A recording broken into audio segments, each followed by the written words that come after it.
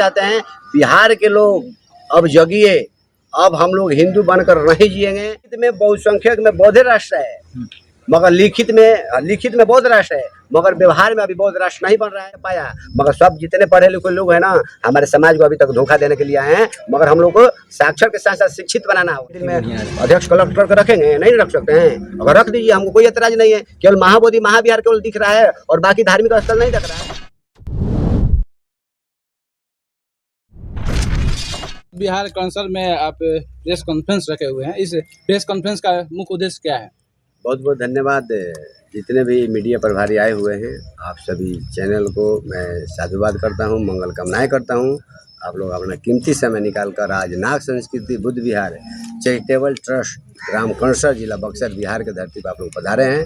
बहुत बहुत मंगल कामनाएं करता हूँ। मैं आप लोग का उद्देश्य क्या था पीछे आज का प्रेस कॉन्फ्रेंस रखने का यही उद्देश्य है कि हर साल की भांति इन साल भी हम लोग महान सम्राट अशोक धम्म विजयदशमी महोत्सव बोधिसत्व बाबा साहब अंबेडकर धम्म चक्र परिवर्तन दिन महोत्सव मना रहे हैं।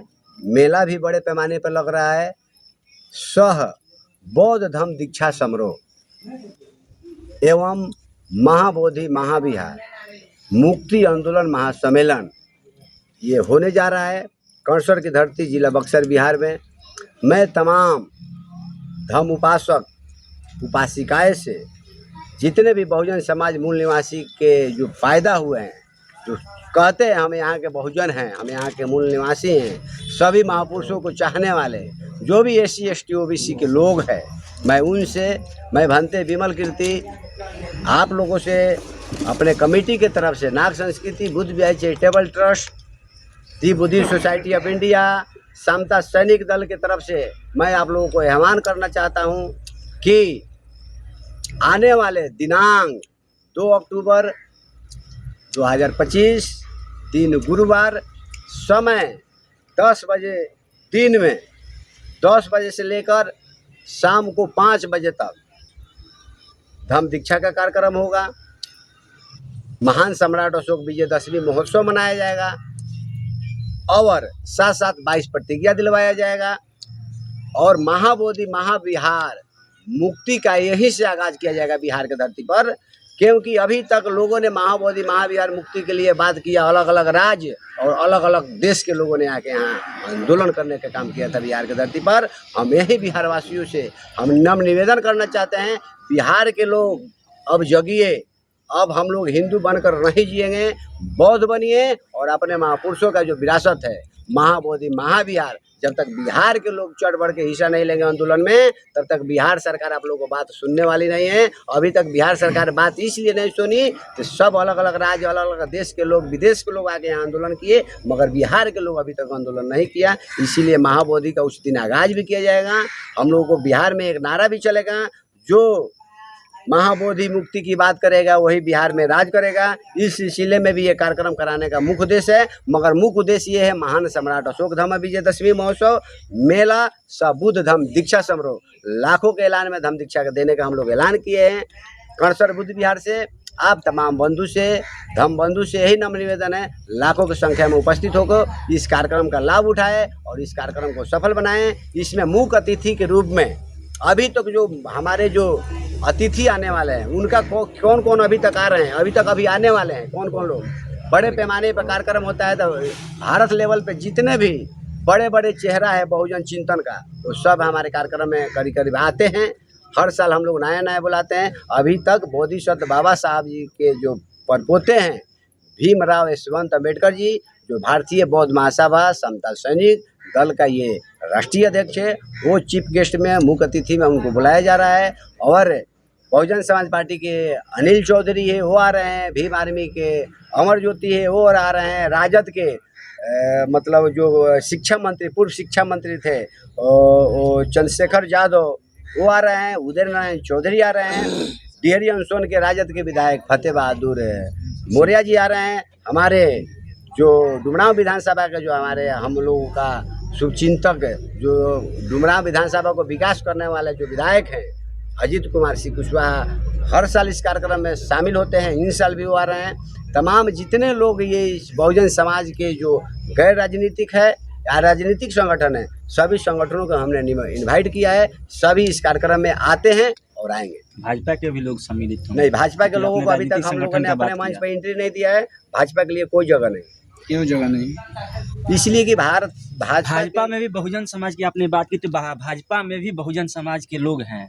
वो कार्यक्रम को देखने के लिए आ सकते हैं, मगर स्टेज पर मुख्य चेहरा के रूप में नहीं तो रहेगा। आप भाजपा के बहुजन समाज के लोगों को बहुजन समाज के लोग नहीं मानते हैं? जो भाजपा में बहुजन समाज के लोग हैं, जो बहुजन समाज की आपने बात की, तो क्या वो बहुजन समाज के नहीं हैं?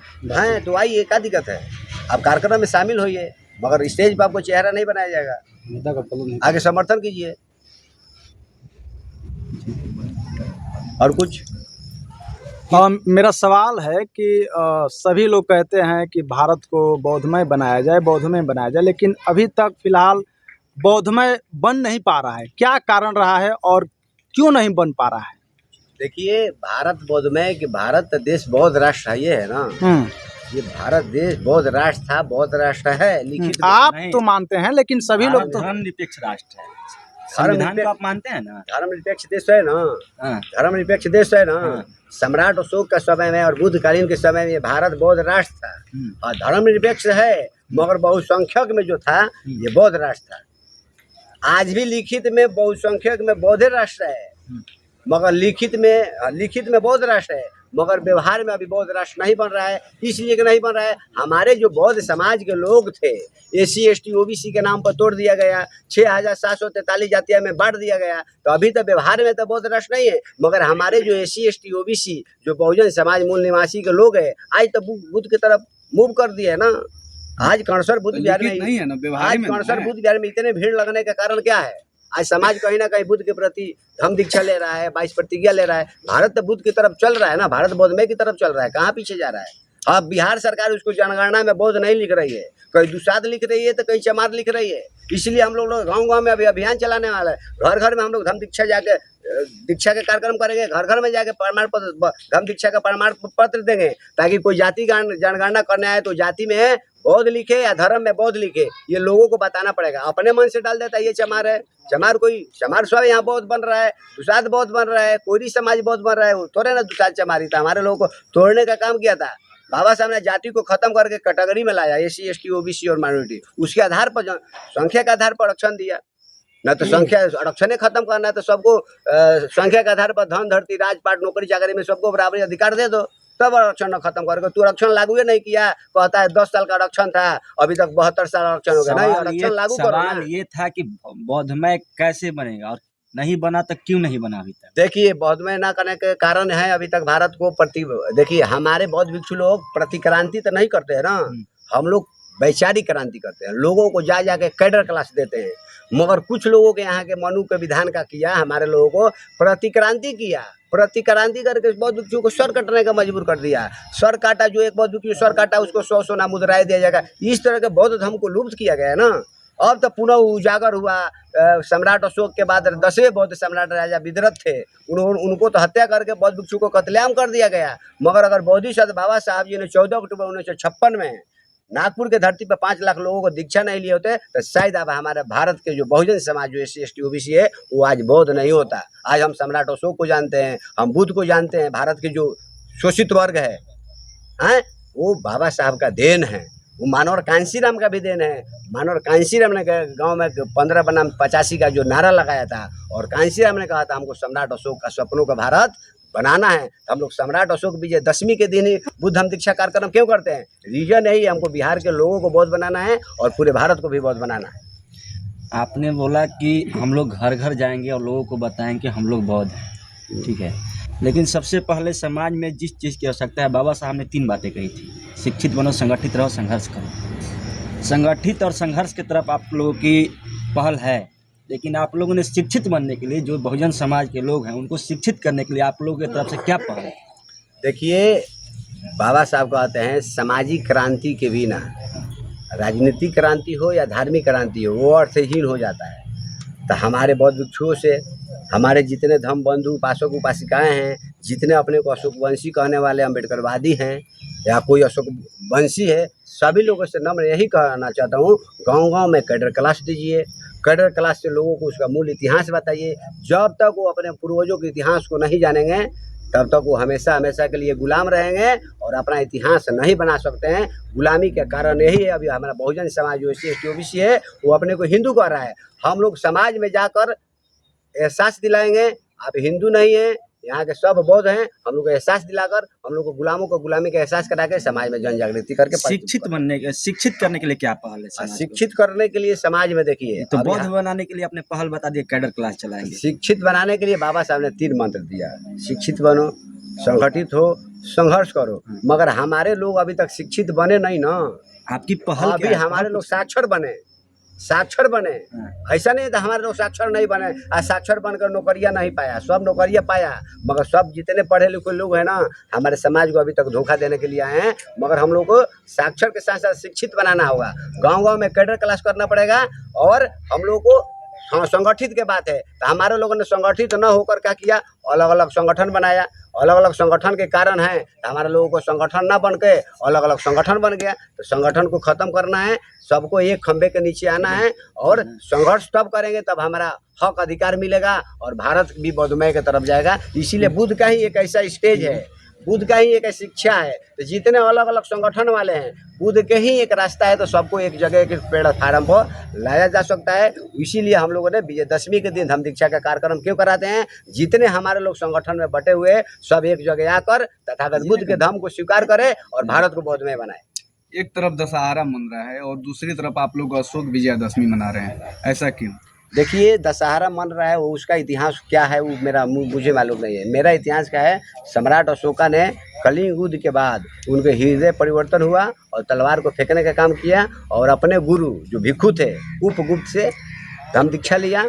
उसी धम्म दीक्षा के बाद अपने बेटा बेटी को प्रवज्ञा दे के चिवर पहना के देश विदेश में बौद्ध धर्म का प्रचार प्रसार किया पूरे विश्व में। और सम्राट अशोका ने 84,000 बुद्ध विहार, 84,000 शिलालेख, 84,000 स्तूप बनाने का काम किया था और अखंड भारत भी बनाया। और बाबा साहब ने उसी दिन 14 अक्टूबर 1956 में यानी विजयदशमी के दिन 5 लाख लोगों के साथ धम्म दीक्षा लिया था। वही विजयदशमी हम लोग मनाने जा रहे हैं। किस तरह से आप लोगों का तैयारियां चल रही है? गाँव में जन जागृति चल रहा है, कैडर क्लास चल रहा है, मीटिंग के माध्यम से, प्रचार प्रसार के माध्यम से, माइक के माध्यम से हम लोग गली गली जा जा के भी प्रचार चल रही है। इस तरह का प्रचार प्रसार जोरों पर चल रहा है। सोशल मीडिया के साथ साथ हम लोग ज़मीनी स्तर पर भी प्रचार कर रहे हैं। चलिए अंतिम सवाल रहेगा कि 2 अक्टूबर को विजयदशमी के दिन जो है सम्राट अशोक विजयदशमी का जो कार्यक्रम आप करवा रहे हैं उसमें आप महाबोधि महाविहार को लेकर ये जंग छड़ा है, उसका जो है मुख्य उद्देश्य क्या है? मुख्य उद्देश्य है, देखिए भारत का संविधान हम लोग को 50 में लागू हुआ। 50 का अनुच्छेद 13 कहता है 50 से पहले कोई भी नियम अगर लागू है इस धरती पर लागू था वो सबको शून्य माना जाता है। जब शून्य माना जाता है तो भारत सरकार या बिहार सरकार महाबोधि महाविहार को 50 के तहत लागू करना चाहिए ना। जो सदस्य बनाना है अपने उसको ताबे में लेना चाहिए। तो उसको 1949 एक्ट में लिया गया जो BT एक्ट 1949 है, ये काला कानून है, इसको निरस्त होना चाहिए और संविधान के तहत महाबोधि महाविहार को लेना चाहिए जिसमें 4 हिंदू 4 बौद्ध जो 1949 एक्ट में है, ये 4 हिंदू 4 बौद्ध नहीं होना चाहिए। इसलिए नहीं होना चाहिए कि मस्जिद का जो कोई भी प्राचीन मंदिर है, मस्जिद है, नया है या पुराना है, उसका संचालित कौन करता है? मौलाना भाई करता है, मुसलमान करता है। पूरा प्राचीन मंदिर है, नया है या पुराना है, उसका संचालन कौन करता है? हिंदू भाई करता है, मौला पंडा करता है। उसी के लिए चर्च का फादर करता है, क्रिश्चियन करता है। उसीलिए महाबोधि महाविहार किसका होना चाहिए? बौद्धों का होना चाहिए। तो बौद्ध करना चाहिए और उस महाबोधि महाविहार में 4 हिंदू 4 बौद्ध कर दिया है। और जो अध्यक्ष रहेगा वो कौन रहेगा? कलेक्टर रहेगा। आप बताइए हनुमान मंदिर में, राम मंदिर में अध्यक्ष कलेक्टर को रखेंगे? नहीं रख सकते हैं। अगर रख दीजिए, हमको कोई एतराज नहीं है। केवल महाबोधि महाविहार केवल दिख रहा है और बाकी धार्मिक स्थल नहीं दिख रहा है। ये धर्मनिरपेक्ष देश है, जैसे मतलब मीडिया जी ने कहा धर्मनिरपेक्ष है, हर धर्मों का अपना अपना आज़ादी है। तो अपना आज़ादी को सम्मान से जीने दीजिए ना। इसीलिए हम लोग महाबोधि महाविहार का हम लोग बिहार से आगाज करेंगे, लोगों को एहसास कराएंगे। महाबोधि महाविहार के बिहार के लोग आगे इसका नेतृत्व करेंगे। बहुत बहुत धन्यवाद।